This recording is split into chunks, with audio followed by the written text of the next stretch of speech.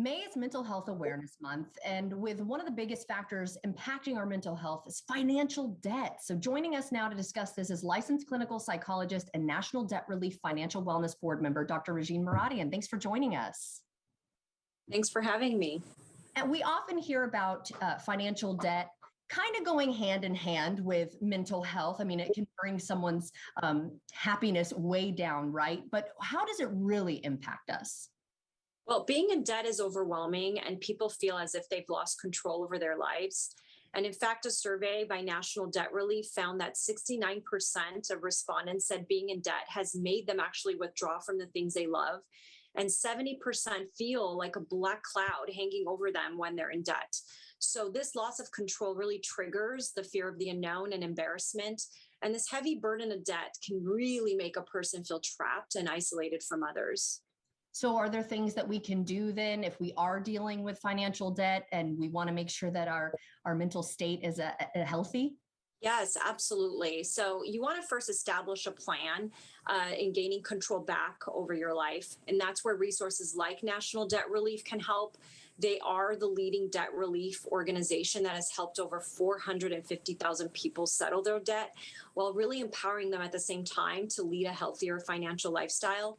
And their team will work with people to guide them on the path to becoming debt-free and support in developing a plan to financial independence. So once that plan is established, their team will negotiate with creditors to lower the total amount owed.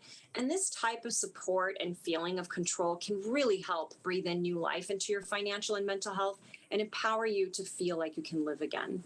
And we talk about self-care so much and how important it is. But I think a lot of people assume, that's going to cost money. If I want to go get a massage, but that's not necessarily things that we have to do. There are other ways that we can do self-care, right? That is not going to break the budget.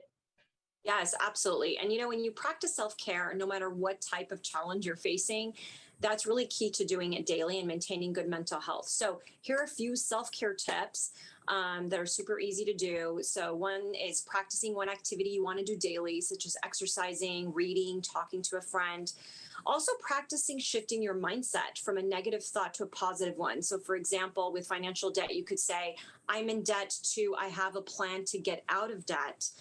And the third one is creating a self-care emergency kit where you can kind of have a notepad in there with a pen, a list of movies that you like to watch, a stress ball, whatever that is that you like that can make you feel good and you can kind of grab when you're feeling stressed. Are there ways that maybe we can support others who are dealing with financial debt, or let's say we are? I mean, how can we all support each other?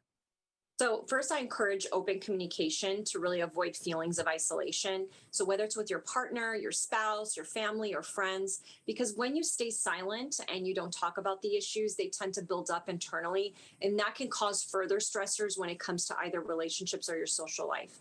Secondly, with debt, when debt feels so insurmountable and you don't know where to start, turn to professionals. And I think of National Debt Relief as really an encouraging coach because they empower people to take control of their finances and establish sustainable habits that help them stay out of debt.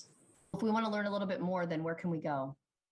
Visit National Debt Relief or pick up the phone and call 1-800-927-6955 for a free consultation. All right, nationaldebtrelief.com. Thank you so much for joining us today. Thank you. Thank you for having me. Of course. And if you'd like to see this segment again, just head to our website, firstcoastliving.net.